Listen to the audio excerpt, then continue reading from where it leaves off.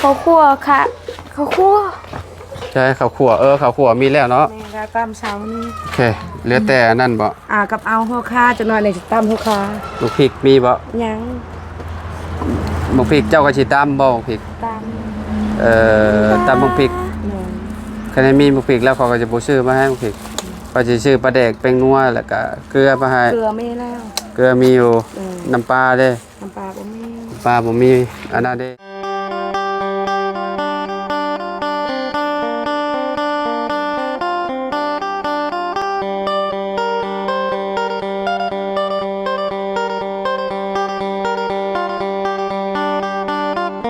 กับสบายดีสวัสดีพ่อแม่พี่น้อง FC เบิร์ดสุขุสุขดเนาะ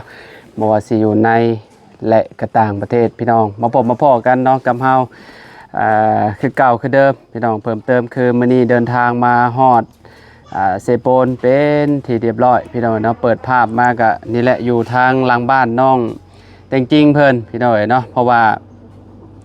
ใกล้สิฮอดมื้อฮอดยามขึ้นบ้านใหม่เพิ่นแล้วพี่น้องเนาะก็สิมาแจ้งทั้งน้องเพิ่นเนาะก็จะมาถามน้องเพิ่นนำว่าเพิ่นสิไปวานคนมาลายบ่พี่น้อยเนาะไปเล่าเนาะไปเล่าอันคนมาขึ้นเฮือนเฮือนชาติเพิ่นนี่แหละเนาะว่าสิมีหลายสำใดเนาะสิได้กาเกียมอาหารการกินถึกเนาะพ่อแม่พี่น้องเอ้ยเนาะเอาเดี๋ยวมาพูดคุยกับแม่กับน้องเพิ่นกันเลยพี่น้องเนาะทางสร้างเพิ่นก็ฮอบบ่มาจักมื้อเลยโบนี่พี่น้องเนาะเห็นแต่ในคลิปหมู่คู่เนาะเพิ่นถ่ายลงไปทางสร้างเนาะปูแต่หน้าบ้านพี่น้องกะโลเนาะก็ดีคือกันเนาะปูเวลาเฮานั่งกินข้าวกินน้ำก็นั่งทางหน้าไปเลยพี่น้องเนาะปูกะโลก็คือแบบเพิ่นก็ถือว่าโอเคแล้วคิดถึกแล้วพี่น้องเนาะมื้อขึ้นเฮือนขึ้นชานก็พอดีได้ยกข้าวยกน้ำให้เนาะพ่อแม่พี่น้องผู้ที่ว่ามาร่วมยินดีเนาะขึ้นเทือนใหม่น้องแต่งจริงเพิ่นพี่น้องพูดแหละเพิ่นกระปูแล้วบ่แล้วมองหน้าบ้านนะยังเหลือแต่ทางในเนาะก็ถือว่าโอเคแหละพี่น้องเนาะเดี๋ยวไปพูดคุยกับน้องเพิ่นก่อนกับแม่เพิ่นนำเนาะไปพี่น้องเอ้ยไปพี่น้องเอ้ยเนาะโอ้เนาะ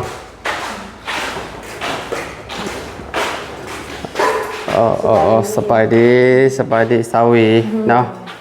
น้องเต็งจริงแล้วก็ดาวอนเนาะขออนุญาตเลยเนาะพ่อยังบ่มาบ่ยังมื้อนี้บ่เรามามื้อนี้เงาก็ไปซื้อนัวบัดกวดปัดแล้ววาดเชิญผลเข้าเองเข้าและประตูยังบ่มีก็เข้ามันก็เข้าแล้วเนาะ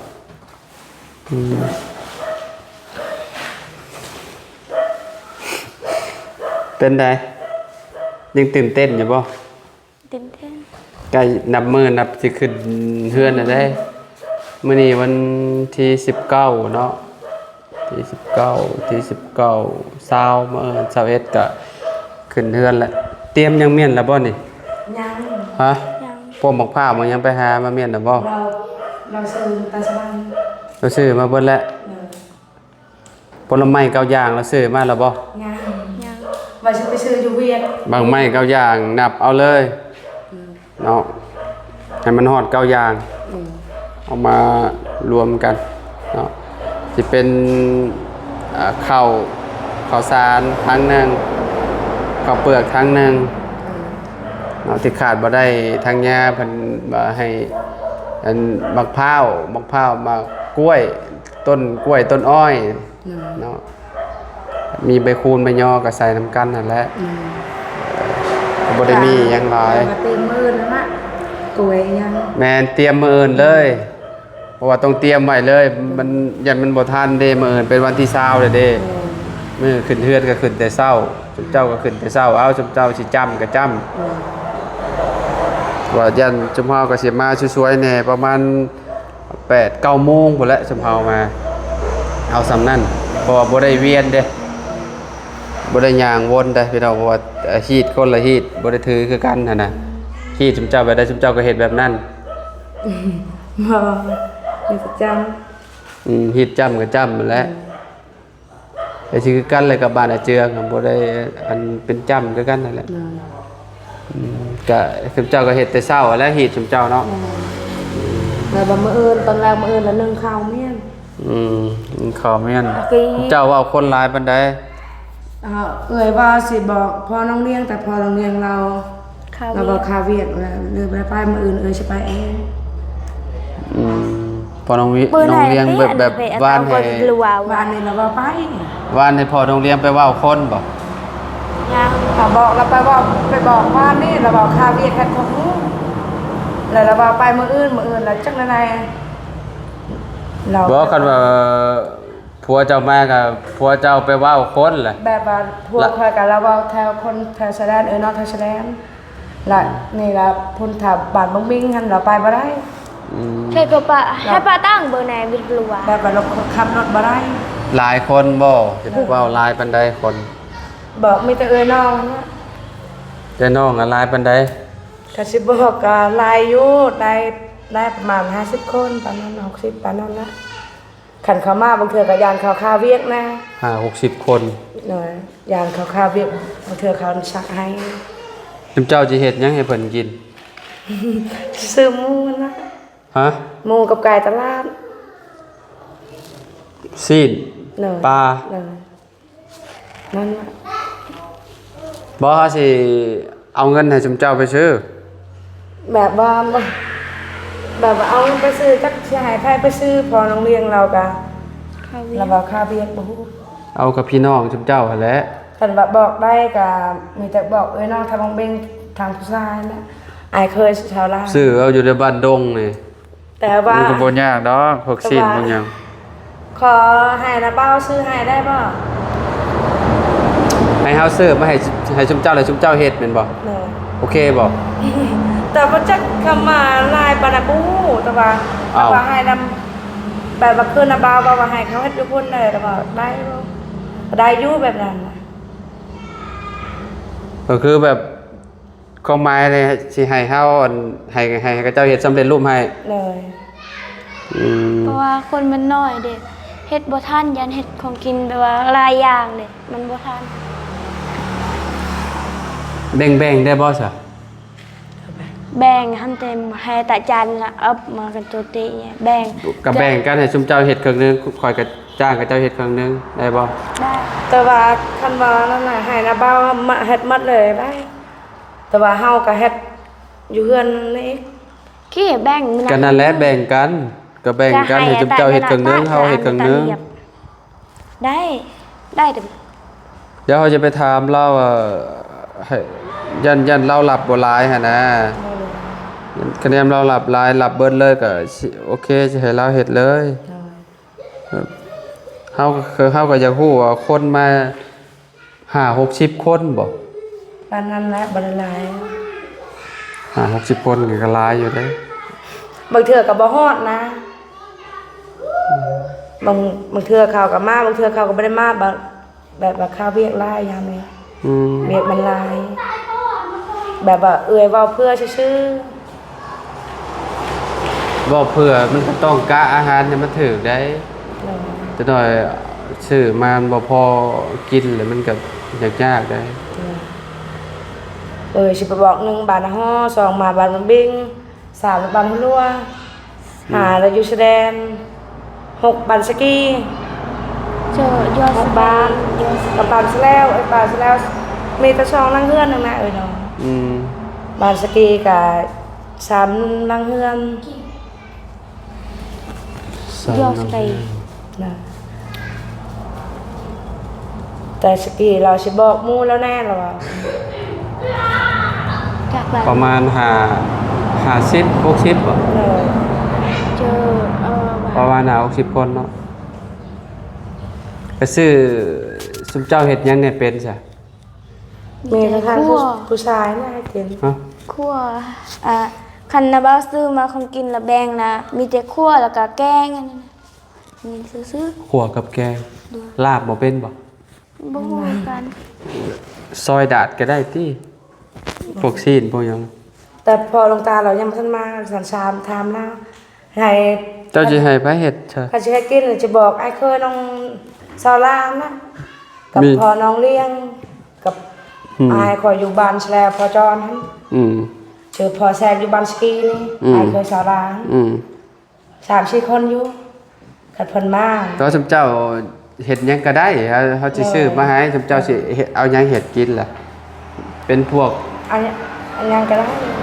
สิ้นงัวบ่ เลย สิ้นงัวหรือสิ้นหมู ชื่องัว สิ้นงัวก็ต้องสั่งให้เจ้าเมี่ยง เลย เดี๋ยว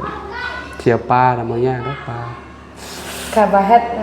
กินนั่นมื้ออื่นแฮคณะบ่าวซื้อน้องซื้อละให้น้องเอามาตอนแรกนะ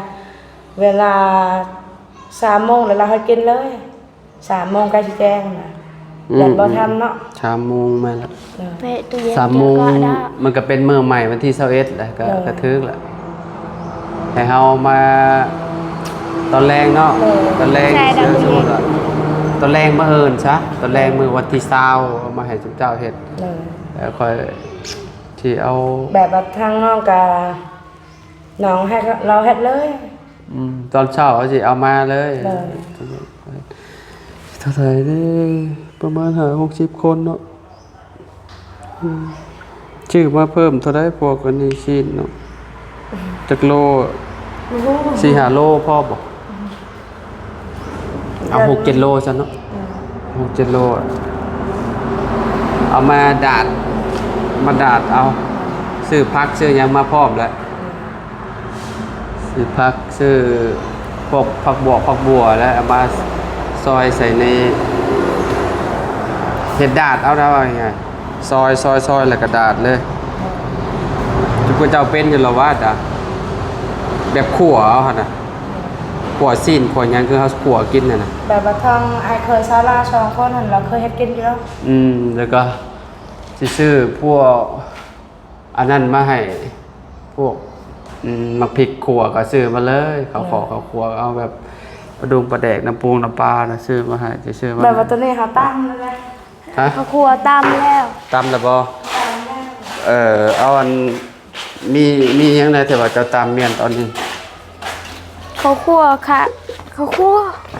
ใช่ข้าวขั่วข้าวขั่วมีแล้วเนาะ แม่ก็ตำเช้านี้ โอเคเหลือแต่อันนั้นบ่ กับเอาหัวคาจักหน่อยนี่สิตำหัวคา ลูกพริกมีบ่ ยัง ลูกพริกเจ้าก็สิตำบ่ลูกพริก ต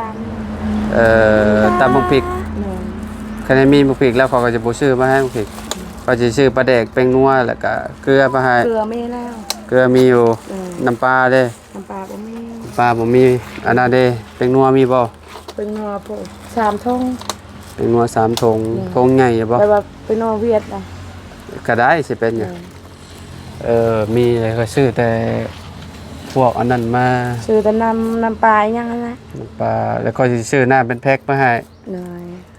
ประมาณ10แพ็คน่ะสิพอกินอยู่เนาะ15ซะเผื่อเมียน แซเดอร์ หึ แซเอาไว้ แบบใด ว้าน้ คันว่ามื้ออื่นพอจริงๆมามื้อแรกมื้ออื่นแล้วให้เราไปซื้อผักอยู่เวียด ไปซื้อ ผักบัวน่ะ ไปซื้อรถผัก ผักบัวหมักไหม้ ผักบัวมังไม้เก้ายางไปใส่อันนี้แหละขึ้นเทือนนี่แหละเบิร์แล้วก็ก็จะชื่อมาให้นี่ก็จะชื่อน้ำเปล่า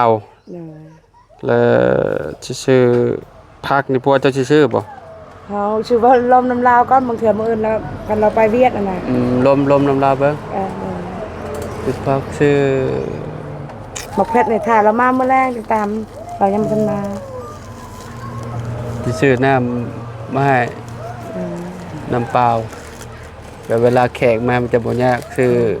กินรถเปิดกินรถคนละขวดก็ว่ากันไปพวกโพมพวกหยังก็ซื้อมาแต่สิซื้อมาให้ดอกพวกโพมใส่อาหารโพมเนี่ยก็ทุงใส่ข้าวมันโพมเอาเป็นโพมเอาแหละเนาะเวลาเขาจกเข่าโพมสิว่าก็จะใส่อาหารแล้วจกเข่าใส่เลยแล้วก็ปิดเมียนเนาะเอาแบบนั้นเนาะ บูจักแล้วแต่น้องนะ น่าจะดีแล้วไปขนซอยแต่จริงแล้วไปขนซอย ำค คนอย่าง คนอาหารกันกินเห็นไหมยังหลายอย่างอยู่พี่น้องเนาะ บ่สิ แบบว่าสิซื้อศาสตร์มาให้ชุมเจ้าอีกเลย บ่สิไปเอาเต้นก็ให้พาหลวงตาไปว่าเต้นอยู่บ้านแล้วเอาเต้นนึงกับเราว่า แม่นแหละเอาเต้นมาพร้อม เหนื่อย เอาเต้นมาทีละเต้นอันหนึงนี่มากลางอยู่นี่อันหนึง น้ำตา เราว่าคันเจ้าอยากได้ตู้ข่อยก็เอาก้อนเราว่าตู้ข่อยเขาว่าเท่าไรเราว่า500,000เขาว่าเบิ่งก้อน ตู้มันบ่อาจจะจำเป็นปานใดบ่ออกมาก็ได้ มีแต่เอาเต้นนั่นแหละเอาเต้นมากลางเวลาทีมงานจุมเฮามาแล้วว่าอันก็เจ้ามาแม่นเอามาเต้นหนึง เก็บไป ศาสตร์นี่เอาประมาณจักพื้นดีอ่ะ 3พื้น ข้างหน้ามันกับปูแล้วเรียบร้อยแล้วบ่ยากเนาะ เอา3พื้น เพราะว่าปูอยู่นี่นี่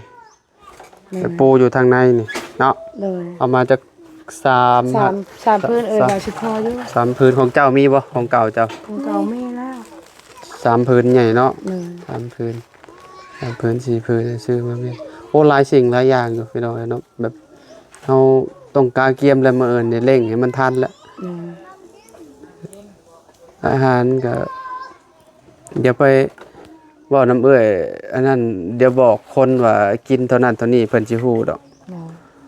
ก็ประมาณ50-60 คน คันสมมุติว่าเพื่อสมมุติว่าคัน เอาแบบได้แน่ละอันพวกลาบสุกเอาลาบสุกลาบดิบแบบคนแถวนี้ก็จะกินแบบใด เขาเป็นลาบช็อกโกแลตดิบเนี่ย ลาบนี่คือแบบก็เจ้ามักขมอยู่บ่ นะผูกกันมา เอาสิเฮ็ดแบบใดดีล่ะ ทางนี้อัน เอาแบบขมบ่ต้องแห้งเนาะ เลย ขมพอดีเนาะ เลย คะแนนว่าขมแห้งบางคนยังเพิ่นกินบ่ได้เลย พอ แล้วเอาแบบสุดชุกสุดดิบน้ำแล้วก็คอยสิชื่อไม่ให้ชุมเจ้าเห็ดพร้อมและเอาเห็ดน บอกพ่อดวงตาไปบอกน้องอยู่ทางเบ้งเราก็ว่าบ่กล้าพอดีเราไปว่าใช่ไปว่าอยากลูกน้อยแบบมื้อแรงให้พ่อโทรบอกแล้ว บอกให้เรามาเฮ็ดกินนั่นแหละ ำต่อยพัวเจ้าแล้วบอกเราไม่เห็ดอยู่เห็ดกิน มาตั้งแต่พุ่นละมา3 โมงแล้วเห็ด แบบว่าให้เรานอนอยู่พี่เลยนะแบบว่าให้เราไปนอนเหมือนศาลา พูดแต่ว่าเคยเห็ดอยู่เห็ดกินนั่นแหละวานเพิ่นมามันบ่ได้เป็นเรื่องนี่อันน้อยได้เห็ดเวลาขึ้นเทือนนะคะแนนว่าเฮาขึ้นนะ เครือถามเขาถามนะแบบว่าเครือนี่กล้วยนี่เครือนึงเนาะ แม่นตัดเป็นเครือมาเลย ตัดมาแล้วจะเอาเข่าไว้อยู่ข้างในไปเลย เข่าโฮมกันเมียนอยู่ในห้องได้ห้องหนึ่งก็ได้ เข่าไว้อยู่ในห้องนั่นแหละ เครือนึงเนาะ แม่นเครือหนึ่งบักพร้าวกับแซงหนึ่งเลยแซงมีเท่าได้มากก็เอา นอกกล้วยกับพวกนึงเนาะ แม่นกล้วยกับคุดมาโลดเป็นต้นโลดต้นบ่ต้องเอาต้นใหญ่เอาต้นพอดีงาม ต้นอ้อยก็เอาเป็นต้นมาตัดมาเลย แล้วก็พวกข้าวพวกหยังก็ตักเอาไปโฮมกันเบิดนะว่าอย่างไปโฮมกันแม่นผลไม้รากไม้เอาข้าวโฮมกันแม่นไปเลยถ่ายผูกคอผูกแขนชุมเจ้าก็เตรียมไว้โลด หน่อย บ่ได้มีหยังชุมเจ้าสิผูกแขนก็ต้องเตรียมไว้ละลายและคนมาหลายก็ได้ พอจริงๆเรามาเมื่อแรกเนี่ยเรามาแล้วให้เราไปบอกให้เขาเฮ็ดขันมาเบ้งให้ อีกคันบักเบงนํอยู่แสดนกับเจ้าเฮ็ดอยู่หรือว่า เฮ็ดแต่ว่า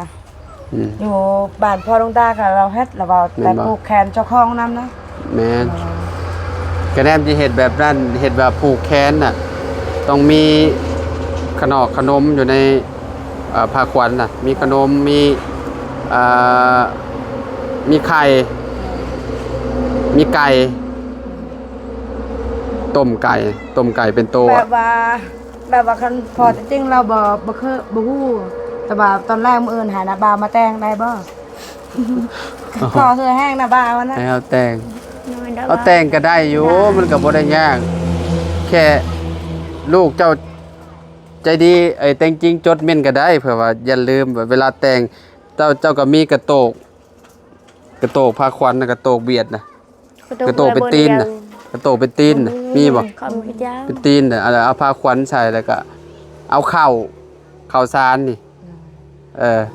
หรือว่าคันน่ะคันคันแบบนี้น่ะนี่แต่ชุมเจ้าก็เอาอันข้าวสารน่ะลงไปแล้วก็สิมีน้ำหวานน้ำส้มแล้วก็มีไข่มีหยังลงไปขนมขนมอ่ะขนมหยังก็ได้อ่ะแบบว่าเขายืมแบบว่ายืมกระโตกสาราแบบกระโตกเขาชานเอาหน่อยก็ได้เนาะได้คะแนนว่ามันงามอ่ะกระโตกเก้าแล้วกระโตกเราเป็นข้าวแต่ว่านี่เฮือนบ่เฮือนแม่บ่มีบ่พระเจ้าโทษค่ะ บ่มันบางพอจริงมากก่อนบอกไปซื้อพวกไข่พวกหยังไข่ต้มมาแล้วต้องต้มให้มันสุกคือบอกไก่ไข่ดิบบ่ได้บ่แม่นไข่ดิบแล้วต้มให้มันสุกได้เนื้อนึงเนาะหลายหน่วยก็ได้แบบหลายหน่วยเวลาเฮาผูกแขนไปก็อยากเอาไข่ใส่มือเด้ใส่มือใส่หยังเด้ไก่ก็ตัวใดตัวหนึ่งก็ได้ดามโตดามช่องโตก็ได้ไก่บ่ต้องใหญ่บ่ได้ประมาณใหญ่กว่ากระปั้นก็ได้ไก่โลกแล้วก็ต้มเป็นโตนะหัวบ่ต้องตัดออกไก่เฮาซื้อนั่นเนาะแบบว่าไก่ผูกแขนไก่ผูกแขนกูจักอยู่แล้วว่าหรือว่าแบบคะแนนเขาเว้าแล้วมันยาวมันลายแบบว่านี่บ่ฮู้จักได้เอาไปปลาขวัญปลาหยังเจ้าคะแนนเจ้าเฮ็ดเจ้าก็ต้องมีหลายอย่างและใส่ในปลาขวัญน่ะเนี่ยคะแนนเฮ็ดปลาขวัญน่ะแล้วมันละอันมียังไงมียังไงในปลาขวัญน่ะแบบว่าให้น้องบอกง่ายๆเดี๋ยวบอกเลยบ่ฮู้น่ะไปเฮ็ดมาโลดปลาขวัญบ่ยากดอกไม่ใช่บอกให้ดอกว่าเอาหยังใส่แน่คะแนนมีบางไม้กับบางไม้แล้วใส่ในปลาขวัญแบบว่าชื่อหมกไม้อยู่เวียดยังถือกว่านะคือพระเจ้ามาเจ้าจะเปิดเรื่องอาหารนี่แหละอยากคู่ว่าคนสิมาเราไปเล่าคนมาเท่าไหร่นะเจ้าน้องเอ้ยเนาะมื้ออื่นนี่ต้องให้ฮู้แต่เช้าหรือว่ามื้อนี้แฮงดีนี่แต่ว่าพอดวงตาเราก็อยากซอยอยู่แต่ว่าเราบ่มีหมู่ไปแต่ก็เราเช้านี่ให้เราเงิน100,000ให้ใส่น้ำมันรถไปนั่นแหละเขาสิอันนั้นไปอันบอกเอ้ยเพิ่นก่อนชิ้นนี่ก็สิซื้อให้เพิ่มอีกชิ้น5-6-7 โลนะสิแบบว่าง่ายๆเฮาเบิ่งจำนวนคนก่อนเนาะแบบว่าคนหลายเฮาต้องไปซื้อเพิ่มแบบว่าคนน้อยหลายยามีบ่อันกล่องโฟมบ่มีเปิดตู้เย็นใส่แล้วเป็นหยังเนาะแส่นี่เมียนเนาะแส่อาหารการกินเมียนเนาะนี่เอาขึ้นไว้เนาะเอาขึ้นรถนี่ค่ะขึ้นไว้ในแท่งแช่ดาวมันเอาต้องแส่เมียนได้พวกอาหารการกิน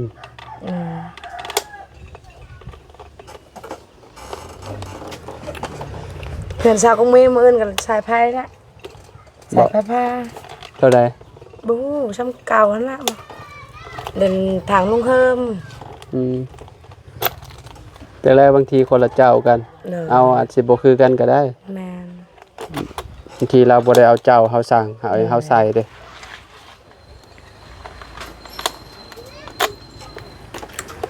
เข้าให้น้องเลี้ยงเหรอลมบ่ดีจักเป็นหยังบ่ฮู้ฮะพอน้องเลี้ยงเป็นหยังบ่ฮู้จักเป็นหยังบ่ฮู้นำเราพอน้องตาเราก็อยากซอยอยู่เราอยากไปบอกอยู่น้องขอเฮือห้างเราไปบอกเราว่าอยากไปอยู่แต่ว่าพอดีบ่กล้าเราว่าญาติ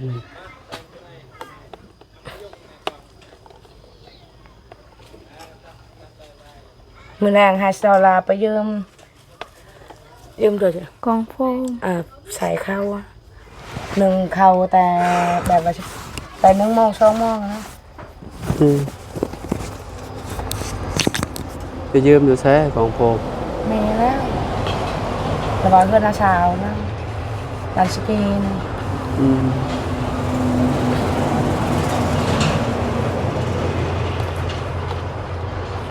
เด็กผู้คนนี่แหละ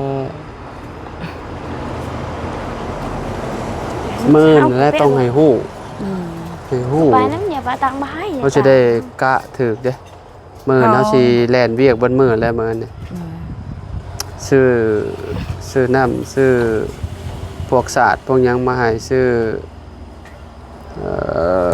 เด้อน้ำโอ้หลายอยู่เด้อพี่น้องเอ้ย อยากไปบอกแต่ว่านี่ กลัวเจ้าผัดที่จริงมันต้องไปเล่าแต่มื้อนี้ แม่ เรายังมาทันมาแต่สวรรค์3มื้อล่ะ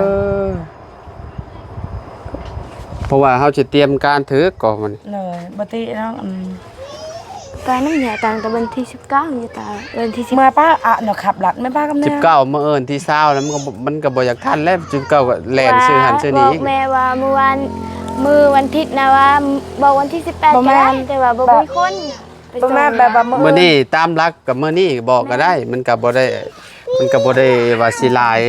หั้นน่ะเพราะว่าฮอดมื้อจริงแหละมันยันมันแบบแบบนี้แล้วยันแล่นบ่หันมองนี้เด้ยันบ่ทันเด้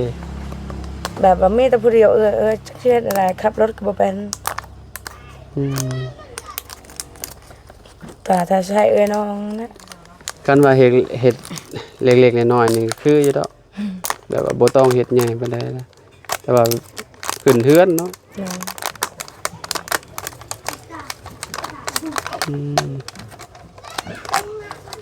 ค่ำบ่แล้วมาฮอดเนาะพ่อจ้ะเนาะ ประมาณ3ชั่วโมงเลยนี่ชั่วโมงสิโดยสารยังธนาคาร 2 โมง 3 โมงตอนนั้นน่ะมา 3 โมงฮอดติ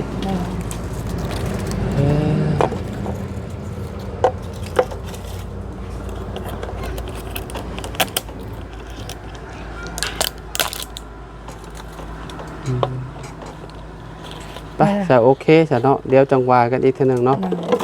เดี๋ยวรอทางผัวเรามาก่อนปรึกษากันอีกเทื่อนึงพี่น้องเอ้ยเนาะทางประตูน้อยยังบ่มาแต่สวรรค์อยู่โอ้แล้วกันเนาะ บอกมาว่าได้ละว่าพาวก้อนน้องให้อยู่ก้อนแล้วว่า น้องสิให้แบบว่าเราสิให้เงินขึ้นเฮือนนะแบบว่าซื้อน้ำซื้อใน โอเคครับไปก่อนละเนาะเดี๋ยวจังว่ากันอยู่ดีไปเฮงไว้สุขุทุกคนพี่น้อง ส เอ้ย บาย เนาะ ดี โดยทักษะกับโมมาแต่เมื่อวานผม เลย ก็จะไปเห็ดหมองใหม่เนาะเอาก็เร่งมือก็เจ้าอยู่พี่น้องให้ก็เจ้าไอ้อันนั้นให้มาเห็ดให้มันแล้วแน่ว่ะปูกระหลอกกระโลกอะได้ปูแต่หน้าบ้านก็ยาดอกขึ้นน้ำมือเอายามมันเลิกงามยามดีเนาะคันว่าบ่ขึ้นมือนั่นน่ะโอ้มันก็สิเลยไปไกลอีกพี่น้องเอ้ยเนาะก็บ่เป็นหยังเนาะขึ้นอยู่นอน3คืนตอนกลางเว้นก็ย้ายลงมาแล้วมีแต่เอาแต่พวกเสื้อพวกหยังอันเสื้อสาดปูนอนซื่อๆก็พอแล้ว เลย เนาะบ่ต้องอันนั้นบ่ต้องเอาขึ้นลายหั่นน่ะ เครื่องไม้แล้ว แม่นๆเอาแต่เครื่องใหม่ขึ้นโอเคลำลาแล้วพ่อแม่พี่น้องเอ้ยเนาะอยู่ดีมีแฮงบ่สุขทุกคนพอๆกันคลิปใดเด้อพี่น้องเนาะตอนนี้ไปแล้วสบายดีเด้อพอกันใหม่